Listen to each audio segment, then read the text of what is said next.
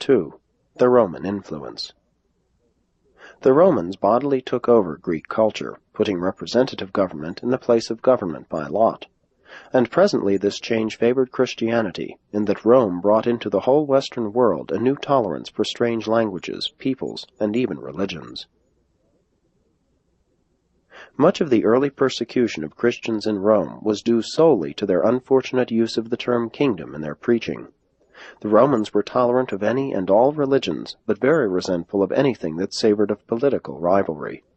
And so, when these early persecutions, due so largely to misunderstanding, died out, the field for religious propaganda was wide open. The Roman was interested in political administration. He cared little for either art or religion, but he was unusually tolerant of both. Oriental law was stern and arbitrary. Greek law was fluid and artistic. Roman law was dignified and respect-breeding. Roman education bred an unheard of and stolid loyalty. The early Romans were politically devoted and sublimely consecrated individuals. They were honest, zealous, and dedicated to their ideals, but without a religion worthy of the name. Small wonder that their Greek teachers were able to persuade them to accept Paul's Christianity. And these Romans were a great people. They could govern the Occident because they did govern themselves.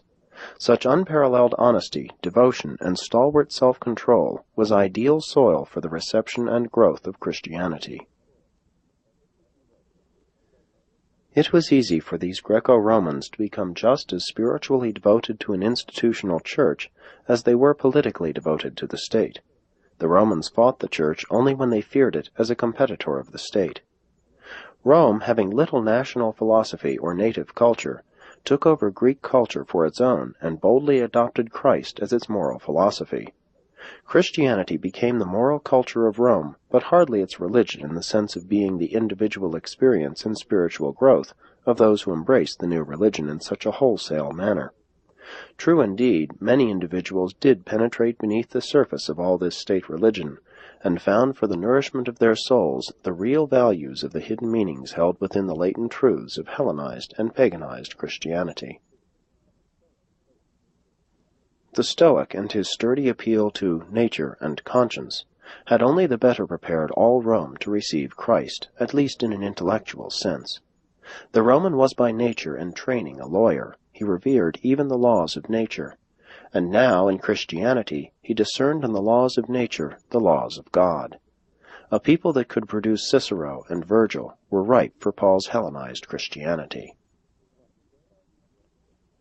And so did these Romanized Greeks force both Jews and Christians to philosophize their religion, to coordinate its ideas and systematize its ideals, to adapt religious practices to the existing current of life.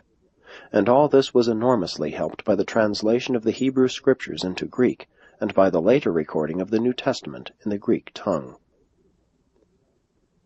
The Greeks, in contrast with the Jews and many other peoples, had long provisionally believed in immortality, some sort of survival after death, and since this was the very heart of Jesus' teaching, it was certain that Christianity would make a strong appeal to them. A succession of Greek cultural and Roman political victories had consolidated the Mediterranean lands into one empire, with one language and one culture, and had made the Western world ready for one God.